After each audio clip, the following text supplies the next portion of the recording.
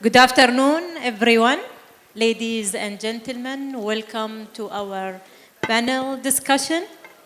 It's our pleasure to meet you today and discussing different rich topics around digital skills and lifelong learning and the need to upskill consistently.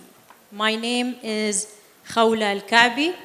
I'm the Chief Innovation Officer at the United Arab Emirates University, as well as an Associate Professor at the Department of Geography and Urban Sustainability. It's a pleasure meeting you all. And also allow me to extend a warm welcome to our distinguished speakers today and have them introduce themselves to our guests. So we will start. My name is Anshav Jain. I'm from India, and everybody knows, 1 out of 6 people in this world are Indians. They are actually there everywhere across the globe.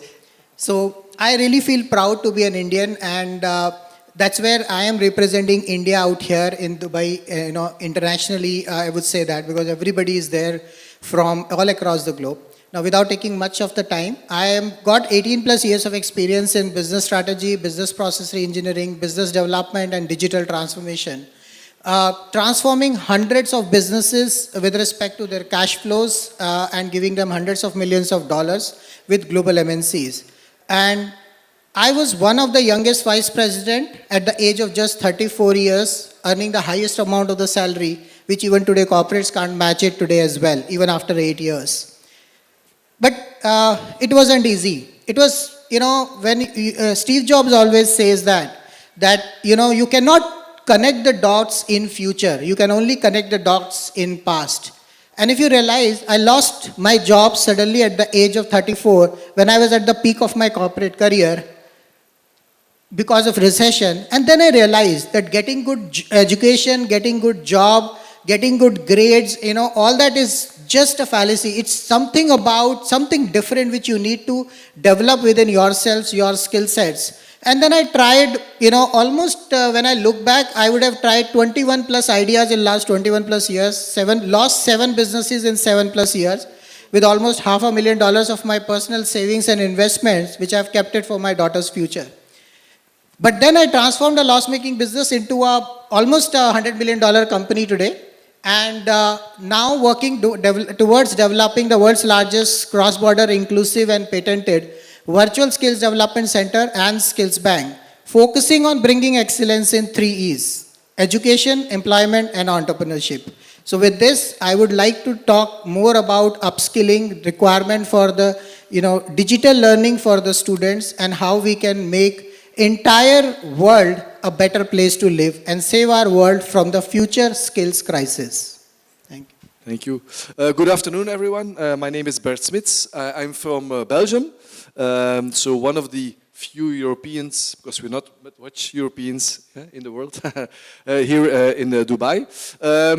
I'm a founder of Schoolmakers. And Schoolmakers is a corporation that is assisting schools like an educational consultant in improving on their organizational level, improving on also leadership level, so how to become an excellent educational leader in schools, assisting in the digitalization of schools, something that's really important the last few years, of course, and also in improving in how to make a more impactful curriculum in schools. So that's what we do. We are 25 colleagues already and assisting schools. And of course in Europe and in Belgium, schools have a long-standing tradition, so it's not so easy to change. But let's say the COVID period has helped us a lot.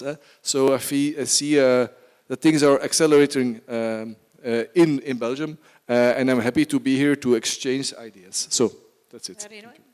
Nice to meet you. My name is Fabio Gallerani. I'm the founder of a training institution called Marketing Genius, which aim to innovate the way we transfer high-income skills in the new digital age. Since 2016, we trained 39,000 people in Italy, just in the Italian market. And our aim is to develop and help people to get the right skills to launch a new digital profession so they can have a professional comeback. And through these years, we innovate a lot. We are 100% online e-learning, so we were doing e-learning since 2016, and we realize that e-learning now is much needed than before. So we focus on methodology that focuses on selling transformation. So during the course, the people are having a shift in their identity, not just a shift in their skills. Because if they do not expand their context, skills are useless because their context cannot absorb them.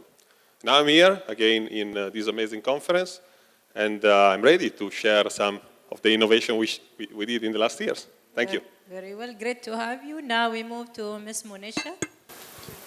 Thank you very much. Am I audible? Yeah. All right. So I'm Monisha Banerjee from India, and I run a foundation called Anudeep Foundation. So my context is different because the students that I cater to, the students that I work with, are from the poorest of the poor. So they are from socially and economically disadvantaged communities. They're refugees, migrants, victims of trafficking, persons with disability, from very low income households.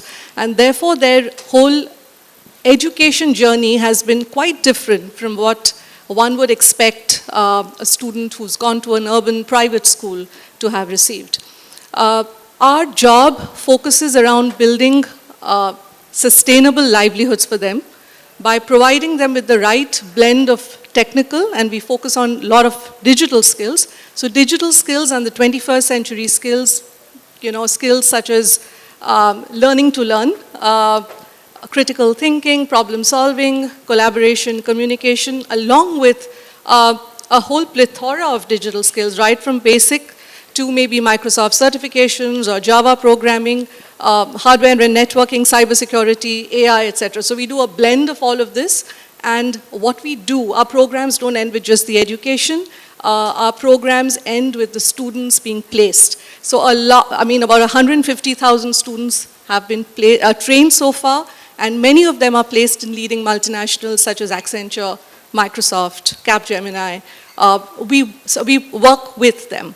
So we have a whole bunch of companies that we work with for employment, and we have a whole bunch of companies that support us with grants for our work. So we're a not-for-profit. We operate in India largely, but we've also got chapters in the US, and we've done some work in Bangladesh as well. And we're looking to expand to other parts of the world wherever there's opportunity for cohorts that have not been mainstreamed. Very impressive, Ms. Monisha. Now we move to Dr. Deena. Hello to all the beautiful people gathered here. I'm Deena Forkan, and I'm an educator from top to bottom. I have been teaching at the university for, let's say, 22 years now. I'm an English teacher. I teach in Bangladesh.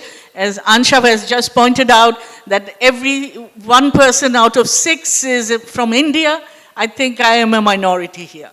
I haven't met anyone yet who's from Bangladesh. Probably I am the only one from Bangladesh. And it's nice to hear Monisha mention Bangladesh, that she has a working environment or working concern in Bangladesh. So anyway, as I am a teacher, and as you can see that teaching 22 years means I have gone through a long, long journey. And I have taught a lot of people, but now at this age, I'm 67 by the way, at coming to this age, I realize that now it is my turn to learn, to become a student again. Because this new world, the pandemic which has pushed us into a new world, has made it impossible for me to perform. Made it impossible, or almost impossible, I will say, to perform in a world where everything is happening so fast. Everything is happening in a different manner. And I am not able to keep up with this pace, nor am I able to perform in every single sphere of this changing world. Therefore, I thought, I'm not a quitter. I'm not going to give up. Even though I'm 67, I'm not going to give up. I'm going to keep up and learn the new ways. And that's why I'm here. I'm going to present myself as an example of a learner in this new world. So hopefully I have a lot of questions which probably people will be able to answer and help me to support me in my journey, the new journey. Thank you very much. Thank you. Great one. And Dr. Deena, you are the unique one. So numero unos are always one, and I think you have come in from there. And the biggest quality of yours is that even after being into education field and being an educator, you're still calling yourself a learner. So thank you so much. Thank you, Anshav. Thank you so much, our panelists. Of course, we will have so much things to learn from you. And now, we have heard also from our previous speakers the coming, digitization and innovative technologies of AIs, automation and robotics. Is pretty scary because we have to prepare ourselves. And what sort of jobs is going to bring and what sort of jobs going to leave, and we wouldn't be able to do it anymore. And what sort of pressure is going to put on us that we have to keep upskilling, reskilling, shaping our skills, worrying about the skill gaps, that how we prepare our young generation to keep up with the market demands and the emerging technologies. So all of this is really a major concerns for decision makers, especially at the education sectors. And here where it comes the importance to have the ecosystem to work together, where you've got the government, corporate, private sectors, the investors works hand in hand with the education sectors to keep up with this emerging agile technologies, and having our students, our, future leaders ready. And we just saw, how COVID, when it hit us, the sort of change that happened, we've seen all the work, social, digital change, for organizations who were piloting, testing some digital skill, they nicely, integrate and, transfer their work environment to, online learning, distance working. And for the others who didn't, test it and was resisting, for digital skill, they had, the tough time. So that have to make us think again, really, and take this digital emerging skills and lifelong learning seriously at an individual level or at the organization level. And from that, I would like to start with Mr. Anshav on the question is, what are the new age digital skills we will require to protect ourselves from, skill crisis in future? So, see, there are 7 skills, digital skills, which we need to acquire in our youth and children. And if we don't do it now, it will be too late. We are already late. COVID has actually accelerated 20 years of development in just 2 years, especially in the education technology world. And 2 other areas too. If you see, one of the most important aspects for everybody is to find out which skill set you possess. And based on that skill set, you can master that skill and take up that industry skill set accordingly. And rest, you should be aware about everything. So, Bert, you were asking about, does everybody has to learn everything, all the skills or the digital skills? No, it's not necessary. But you should be aware about what's happening in the other areas, because in your profession, in your work, it may be applied. And if you're not aware about what's happening in that industry, it would become very difficult. As of now, if you see from a current perspective, whatever is available or whatever is visible in the technology world, there are 7 digital tech skills which are required in the future. And I'll start it from the start. So the first is called as design thinking. Design thinking is about seeing it into the future. How you could design your future a product or a service which does not exist yet. How can you create a world-class product or a service with most efficient and impactful customer delivery out there or customer experience out there? That is where you require a design thinking approach. So if somebody is having that expertise, they will have a very near edge into this ecosystem today because everybody is evolving. The second aspect is once you design the product, you need to apply that. And that's where comes the lean thinking and project management. You need to be frugal, you need to be value adding, you cannot add non-value added activities, and you have to manage it in such a short period of time. The project management has to be pretty strong. It is said that what happened in 2009 with Lehman Brothers is actually because their project management was at fault. So that is one of the major areas which has to be taken care of. Third skill, which is going to be cloud computing. We have been hearing about SaaS platforms, cloud computing. Now there are more additions like blockchain, cybersecurity, which are coming in. How you can secure and build your online workplace, because everything is going online. It could also involve offline education. Education to the places where there is no internet.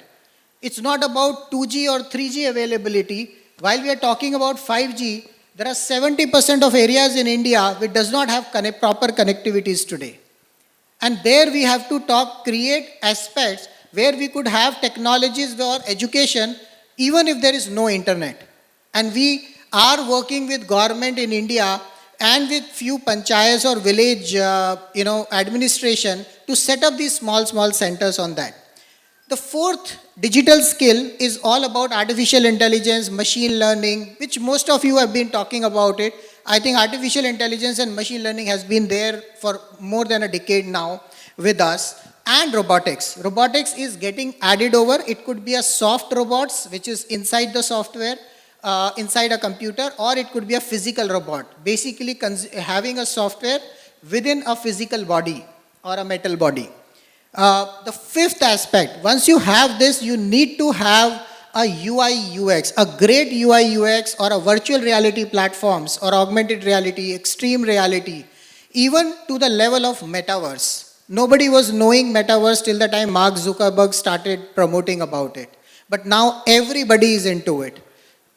Organizations like NVIDIA, your BMWs, Microsoft, so many companies are there who are developing their own metaverses or virtual reality platforms. There are virtual lands being sold much costlier than the physical land which is available today. And everything will be in the virtual world. The fifth skill set would be, the sixth one would be, you have the systems ready, you have everything available, but you need somebody to market it, somebody to grow it. So anybody who is from a sales, marketing field, the digital marketing and a growth hacking is going to be the next major skill, which is still not explored. It is not there with many people. Most of these skills are there with the youngsters today. But what about those people who have already reached to a level of 40, 50, 60, 70 years old and they want to add value to the ecosystem?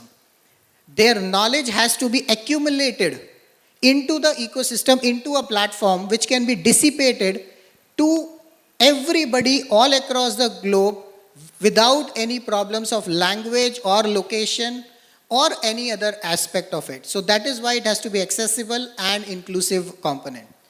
The last but not the least, as of now, data analytics. With all this, you will create so much data. Who is going to analyze that data? So there are data scientists who are coming in. So you need to have those skill sets with you. Somebody has to do that job and understand that there is a lot of data aspect of it coming in.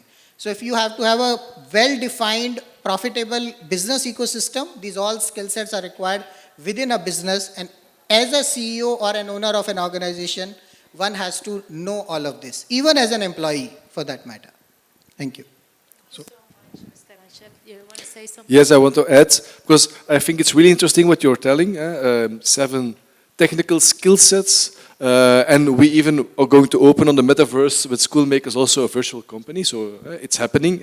But what I think is really important, and you didn't mention it, it's also about empathic skill. So the skill to relate and to make relation, it's really, really important. And In Belgium, I recently launched also a new idea on you have I-shaped profiles, you have T-shaped profiles we need to make connections, but you also we need C-shaped profiles. People that are instead are capable to communicate, but also to cooperate, to be in a community with others. And the C is standing for making relation and being open to other ideas, other people coming from other communities, and to build new communities of knowledge and to innovate. So I think this is really important maybe to add as an eighth set of skills. Yeah. That's good that you highlight that, Mr. Bert. Can you also elaborate about, how lifelong learning requires a learning ecosystem from the case of Belgium, for example? Yes. So in Belgium, we are engaging in building and experimenting with learning ecosystems. So we have two regions more at the, it's a very small country, but more at the side, so in Limburg and in the West Coast, where we try to experiment with collaboration between labor market training organizations, schools, but also organizations assisting in building on talents, organizations on welfare and building communities in neighborhoods, and let them all collaborate in what we call learning ecosystems that are, on the first hand, physically based. So what we do is really build new spaces in cities, small or bigger places. For instance, in Genk, it's a city, an old mine region where lots of people live there, coming from different countries. And what we see is lots of the kids don't have a degree when leaving school. So we see this, and we see this is a pattern that is repeating. So what we try to do is build up a learning ecosystem from the 0 age. So when young mothers and fathers go with the child, because in Belgium we do that, we go to it's an institution to get the vaccines for the kids and stuff like that. Go to the doctor. So we build this as well in the ecosystem. So these young people come to this learning ecosystem, and there they see all the different fields of society, like building on cultural, language, technical skills, nature, and so on. And what you see is that when the people walk into this learning ecosystem, they get inspired because they see people acting upon their talents, so they can see it. They can do it together with these people, and they can try to learn themselves. And what you see is that we do generational learning, so young parents and kids, but also people from 70, 80, and so on. Everyone is learning in this learning ecosystem and giving it a good example on how learning is about. And it's not that the learning is closed into the schools, because today what we see is when you're a kid, you go to this type of school. When you're a bit older, you go to the other type of school. When you want to do art, there's a different type of school. When you're an adult, there's different type of school. When you have to go on the labor market, there's different types of schools, and so on and so on. So it's lots of systems in place, but they're not collaborating together. So it's really difficult on the financial level, on an organizational level, to make these things collaborate. So in this learning ecosystem experiment, we built not only a physical place of places, but we also built on a new governance model that is cross-boundarying all these different, different systems, you could say, to make one learning journey where people can learn from 0 until 100 years, you could say, lifelong learning. And also on a digital level, it's not only physically on the governance level, but also on a digital level, we have platforms where you can follow your learning journey and see how your talents are built up during this path. And I think we really need these kinds of learning ecosystems where we see that learning is also part of life and vice versa, and it's not something we close into only the classrooms, and that's really important. Yeah. Thank you so much. This is very impressive information that you're sharing with us. Just to follow up also back again on the gap skills, and the comments has been made, by Mr. Anshav. I would like to ask Ms. Monisha, What do you think, about the curiosity as an important component for lifelong learning and self-learning? And can we teach teenagers, to be, a lifelong learners? Yeah. I think that's a great question. And I think the fundamental fabric of learning is when you're curious. That means you want to probe, you want to ask, you want to learn, right? So the intent to learn has to be there. And sometimes what happens is some traditional education systems actually kill curiosity in some cultures, particularly because there's this, the social acceptance where you sort of accept authority and you don't question.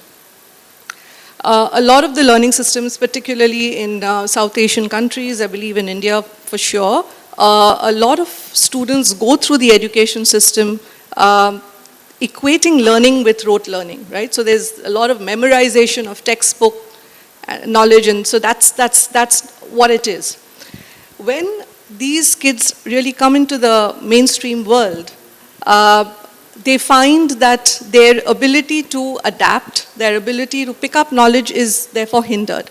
So I think one of the things that we are trying to do, especially with the kind of groups that we work with who really go through, they aren't exposed to the best of educators, teachers, tools, etc., is to help them bring the onus of learning on themselves. You cannot be a lifelong learner if you don't know how to learn, if you don't know how to question, if you're not interested in learning, right? Because learning sort of happens under different situations, and Bert was giving a wonderful example. Learning is not always classroom-based. Learning can happen in informal settings. It can happen through observation. It can happen through interaction. It can happen through, what you've read, what you've heard, and not necessarily in a classroom setting or through a digital platform. So the interest is important, and one of the things, the experiments that we're doing with a platform that we've built is to help youngsters who are, say, just pre-employment or wanting to get into the employment space, build those skills. What we're hearing our employers tell us more and more is that I can train for technical skills, but can you give me trainable material? Can you give me students who can actually be trained, who are agile as far as learning is concerned? Because, it's a VUCA world and everything's changing, and with AI, robotics, the nature of jobs is changing completely, and we want thinkers, we want people to be able to apply. The challenge that, like I've articulated, is that learning is unknown to them.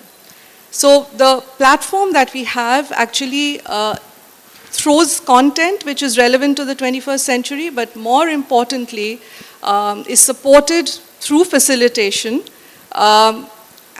and helps the student build some of these skills, right? So it helps build curiosity. And it's a difficult one, but the platform actually measures engagement, exploration, and retention.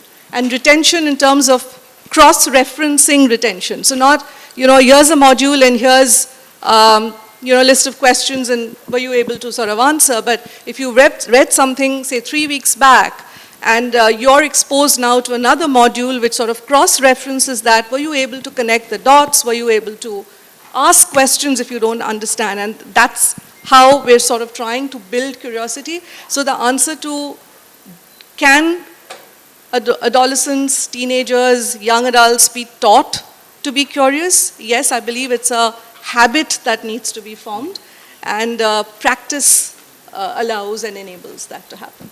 Thank you so much, Ms. Monisha. Yes, I agree with you. But also this is will require from the educator to be able to drive, the students' also curiosity and grab a hand of this coming digital world, and which will put a pressure on upskilling, the educators, because they're going to be driving, they're going to be the mentors. So my question now to Dr. Deena.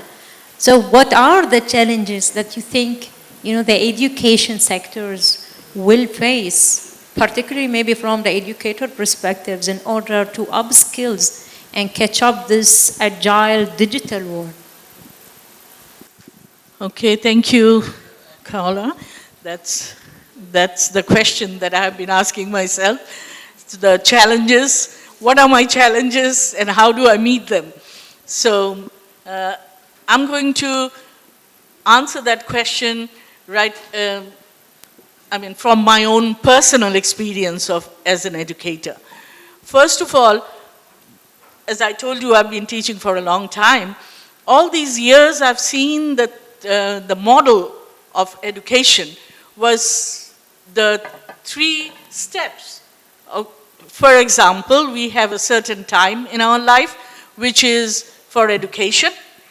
Then comes the workplace, the job that we do, and then retirement.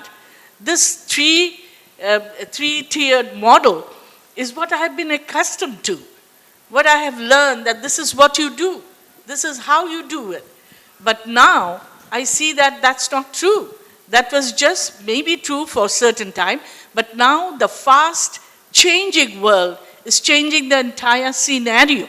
So what we have to realize that this model is not working anymore. We have to think up new models to deal with the new challenges that are coming up, especially to people, to educators who are educating the next generation. The future depends on that. It's not that the students or is going to change the world or are at the helm of the world, it's the educators. So how do I teach my students to cope with this kind of changes when I am not equipped enough? So that is the question that drove me to the thing. Let me relate in my experience here that made me realize that I need to change myself. First of all, when the pandemic started, the COVID-19 pandemic started, education became online, okay? And I was not really as versatile with online facilities. And I thought, okay, my life is almost done. It doesn't matter. I will be able to survive. However, then I see that no, I don't have the skills and I cannot survive until I get the skills myself, okay? Now, I need it immediately. And then my university imposed Google Classrooms. Online classrooms, you have to use Google Classroom. Now, what is Google Classroom? I had to learn from scratch. Everything I had to learn from scratch. And then somehow I learn and manage and all. Suddenly, last year, my university, who follows the North American University curriculum, the education curriculum, they said in most American universities, they are using the Canvas system now. You have to shift to go to Canvas system so that we can be we can maintain our liaison with the universities that we are affiliated with. Okay, now comes another challenge. I haven't mastered the Google Classroom yet. Now I have to learn Canvas. Okay, I'm not going to, as I said, I'm not a quitter. I will learn it. Okay, I do it, but what I find out is that I'm missing my old classroom. I miss my old chalkboard. I miss because you know what I believe as an educator, that when I'm teaching somebody something, a textbook is not enough. You need visual impact on the students. This visual impact is what is going to remain or stay in their minds longer than what they read from textbooks. So that's what I believe in. And when I can't use my whiteboard and the chalkboard, how do I teach my students? How do I give that visual impact? Okay, the new generation teach me, the new people who believe in the new model says that, okay, use PowerPoint, use multimedia. Okay, I learned that, how to use PowerPoint, how to use the multimedia. But I believe PowerPoint does the same thing, is almost the same thing as a textbook, as using a textbook.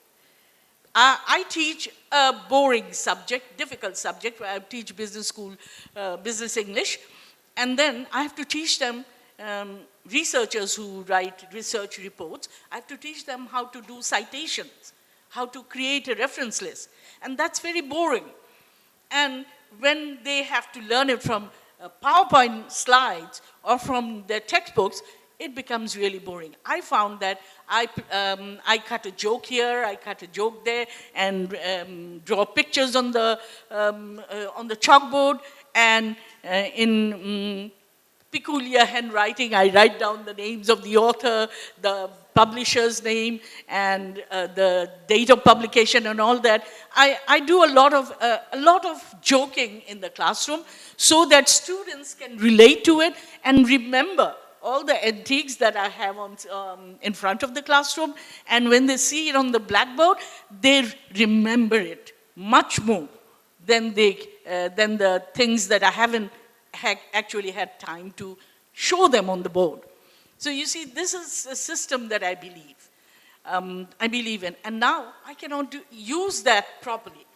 So a young lecturer at my university that the other day told me, ma'am, there is an app called the whiteboard.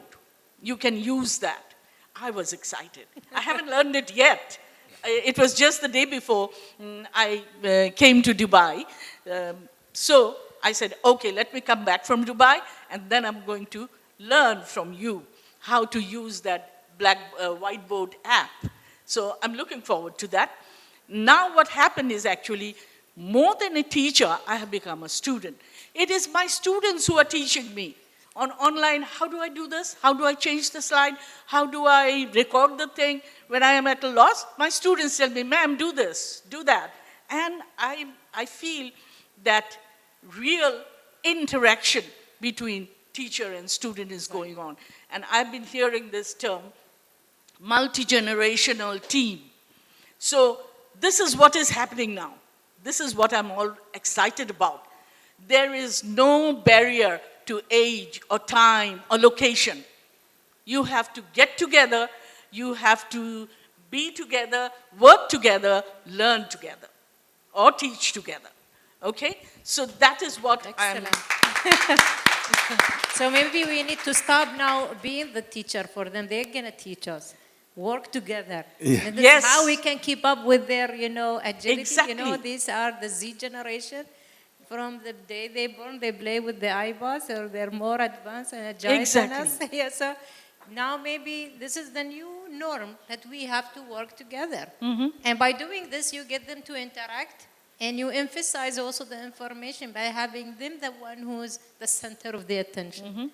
Thank you so much, Dr. Deena, for your insightful contribution. Mr. Bert, you want to Just to add quickly, and then I'll leave the floor to others, but two things. First of all, it's really interesting to see how good of a teacher you are. And I still think that we will need teachers in the future. So that are doing good teaching, but maybe with different methods, different technological skills, but you still keep a good teacher of being a good teacher. So that's one. The second one is really important, is to show as a teacher that you're willing to learn, and you're a good example of that as well. But when I talk to lots of teachers in Belgium, for instance, and I ask the question, who has an image of themselves within 1 or 2 years, what will you be doing then differently than today? And then I don't see anything happening in the room. So lots of them don't have an image of their own professional being in the future within 1 or 2 years, because being a teacher is something like, I am a teacher, so I will teach, and it stays a bit as a fixed mindset. So when you have a growth mindset about yourself as a professional, as a teacher, and you say, okay, then I want to be able to use this tool, I want to be teaching another age group, I want to have different topics, then you have an ambition, something you put in front, and then you have a learning tension also as a teacher professional to go ahead. When you don't have this, you keep on doing the same thing every year over and over and over again. And I think schools and leaders, school leaders and so on, should ask professionals, teachers, what do you want to learn? It should be something that we need every year as a question on the table within the team. And I hope we can change this the next few years. Yeah. Thank you so much for sharing that, Mr. Bert. Yes, will open a new horizon of the way we teach and, and interact with the students. And now we move with Mr. Fabio. Now we're doing all this teaching and catching up with the industry. So lifelong learning for future of work. Well, we'd like you now to shed light to us about the labor market and the growth of the new labor market. And also, if you can talk to us, Mr. Fabio, about the difference between high income skills and low income skills, and where we need to upskill the high income and low income skills. Exactly, thank you so much. So, first of all, Dr. Deena, you are a great learner before Thank you are a you. great teacher. So a great teacher must live a mission to be a teacher. And the identity is not I teach, I am a teacher. It's completely different. Because people do this for the money, for the job, they're not teachers. And they shouldn't be teaching. This is my opinion. I'm very drastic on this. On the other side, I believe that high income skills are very important. And this I learned it from my mentor from Canada. His name is Dan Locke. And I acquired high income skill in my career, and I have seen a quantum leap in my entrepreneurial career. So speaking about people at 40, 50, 60, 70 years old that acquire this high income skill in the digital space is possible if the teacher teach it in a simple and easy way to be understood by someone like Dr. Deena. I have a professor. She's 74 years old. She wasn't hit by COVID in 2019, so she wasn't forced to learn, but she started earlier. Today is one of the main focal points of how a 74 years old retired teacher can change the perspective on how old should you be when you learn these new skills. So regarding high income skill and low income skill, I believe universities and schools, they don't do a good job letting the students imagine who they will become taking the course. That's why students don't want to stay in the classroom, because they don't see who they will be. So if I was redesigning the institutional sector, which I can't by myself, but yeah, well, I'm doing that, but borderline, doing my own stuff. That's why I founded my own institution, because I wanted to accelerate the process. And the first thing we show the students when we teach them how to become digital marketers, social media managers, which is an high income skill, as we were talking about before, we show them what is possible for them, how a professional comeback is possible, showing them, letting them speak with these people. So first of all, universities should stop, don't keep creating professionals that then end up in an economy where the entrepreneur, which I am an entrepreneur, I always ask one question: what can you do for me? I don't know. They didn't speak about this in the classroom. So yeah, well, we are not hired. So we are giving the students a big disservice, letting them believe that a degree is enough to stop learning, which is a big lie. Because in this new market, entrepreneurs like me want people very specialized in one single high income skill, which can be also copywriting. Copywriting is the art of writing copy, which is much more important than doing digital marketing. For example, closing is the art of closing the sale through the online space. Right now, the customer, they don't want to speak with anybody. So all these vertical high income skills can be accumulated and generate a new identity in yourself, so you can get what you want from your professional career. I've seen people from 50, 60 years old being fired because the economy is not needing them anymore in that specific role, and acquiring this high income skill very quickly, 8 weeks, 12 weeks, and doubling, tripling what they were making before. And now they are really free individuals. So I believe talking about why high income skill, because they can make you free, doesn't mean you are a freelancer, but you have a new identity, professional identity, that can, if you want, you can be free. But you can also work in an office if you love it. But the basic is to start the spark, because the talent doesn't exist. I read a book, it's called The Talent Code. Have you read that? No. The talent code say that the talent doesn't exist. The physical talent exists, but the talent doesn't exist. So the way you immerse kids to see what is possible for them in the future, allow them to start the spark, and if they have the mentor, the coaching, and the deep training needed to develop that neural connection, they become legends. Like footballer in Brazil, they're not better, like genetically or others. They just see success repeating itself. There is a story in Korea, Korean golfers, generation of golfers are coming out from Korea, which doesn't make sense. I mean, in Korea, what is the meaning? Is because they see who they can become through examples. So they want to learn because it's the way they can become that person. So courses, this stuff should be really on the side and focusing on who you become, especially if you want to reinvent yourself. This is my experience. I mean, this is just my point of view. Thank you so much, Mr. Fabio. Thank you. Yeah, I think this is exactly what I told about teachers. When they see themselves also in the future, Exactly, I think that's the motor of learning, is to have a vision of yourself and then have the personal mastery and the drive to get there. And so I'm totally agreeing to give everyone who is learning, so not only young kids but everyone, to have an image of themselves mastering certain skills and seeing what the impact can be when they have these skills. In their life, yeah. And then see what you have to do to get there. And then you have a tension, a spark, but also a tension, a creative tension, a learning tension to move ahead. And I think this is a really important aspect. Yeah. Exactly. Once you see the first results, you want to get it more, because It's you an see addiction. it's possible.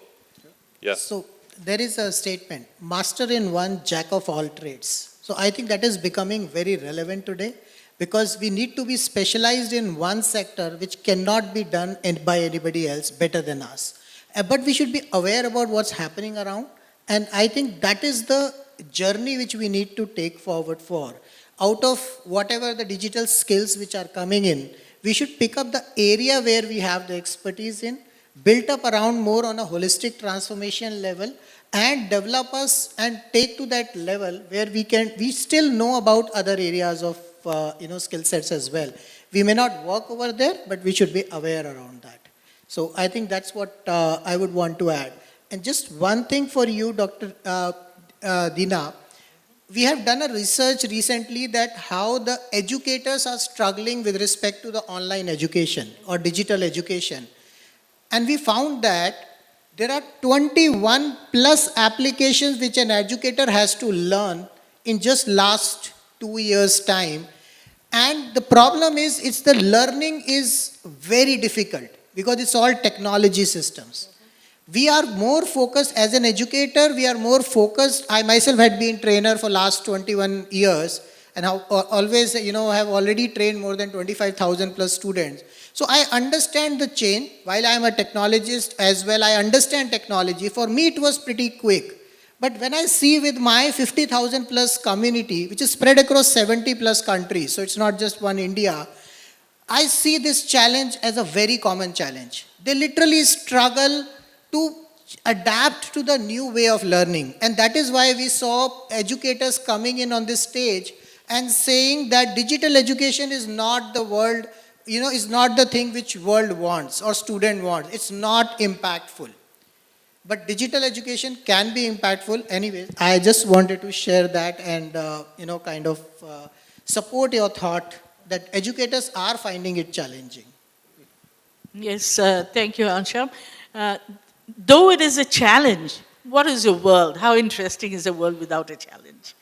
So you have to face a challenge every step of your way. So that's why I'm here today. Otherwise, I wouldn't even bother. Okay, how many more years do I have of teaching? So challenges are what makes you realize who you are and what you want to be. Okay, therefore, as Fabio has pointed out that I'm a good learner, I believe so because I realize the need in myself that I want to be part of this new world. I want to learn how this new world works, how it generates new ideas, new challenges. I want to be part of it. I don't want to be left behind. That's why what I learned is that a learner or an educator has to be willing. The motivation that you have inside is what is more important. And as I was talking to my panelists, all the different members of my panelists, I realized, Anshav said in India, there are lots of places, lots of small organizations where they have arranged for teaching older people, the older generation, to how to use the digital technology. You don't have to learn everything about digital technology, but whatever you want to learn, that's the very first feeling that has to come into your heart. You want to do this. Only then you can become successful. I believe I'm going to go back to Bangladesh and I'm going to create a group of people and little maybe organizations where we will together learn how to cope with these challenges and the new digital world. Very well. Thank you Thank you. so much. We're so proud Great. of you, Dr. Deena. For last maybe 1 minute, if maybe Ms. Minaj can, since you worked with unserved community, can you just quickly shed lights about how important is lifelong learning for unserved community? So I don't think there's a difference between the underserved and the ones who are privileged. The requirements are exactly the same.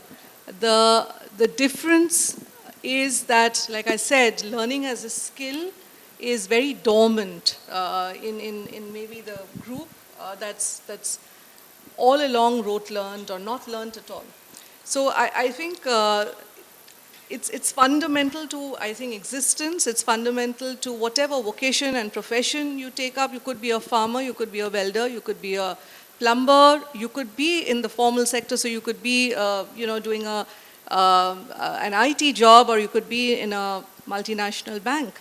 But at the end of the day, with the changing times and the VUCA world that we live in, where you have so much of ambiguity, uncertainty, complexity, it's important to be able to navigate all of that. And in order to be able to navigate, you have to learn all the time.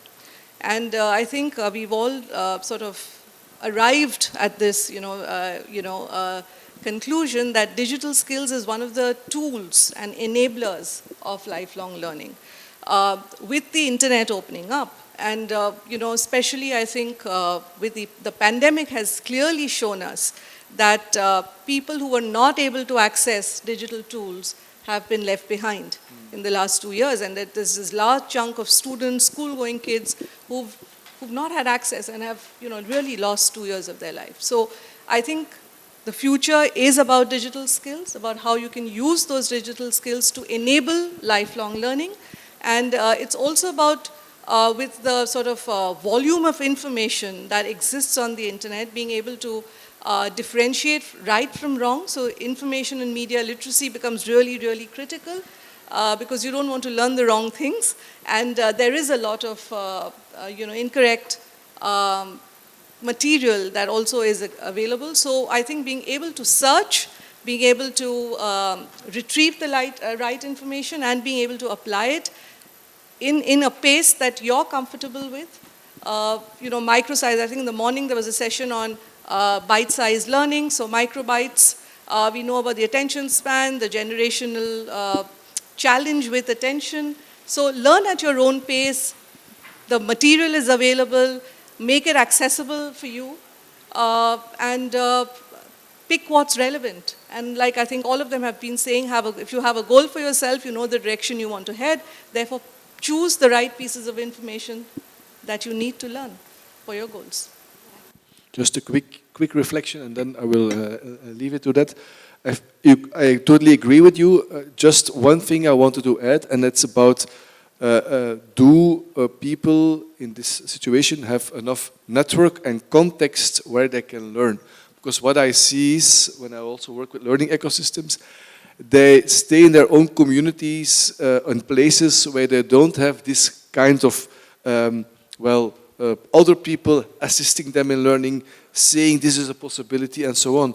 And for instance, when I look at you, Doctor, you are in a rich environment as a learning environment, so you have assistants, people challenging you and so on.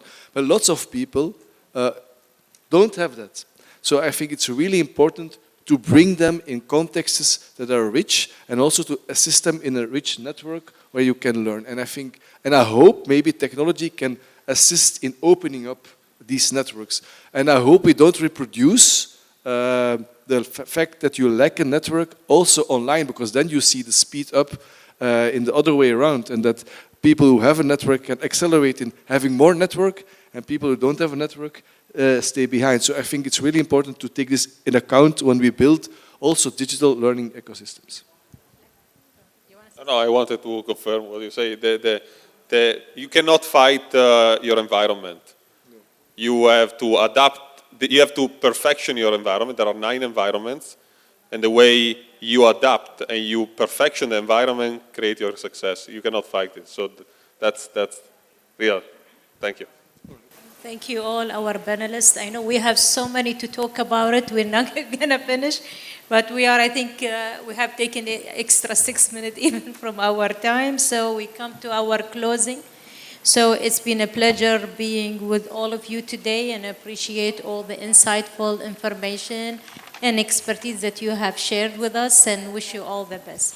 Thank you so much.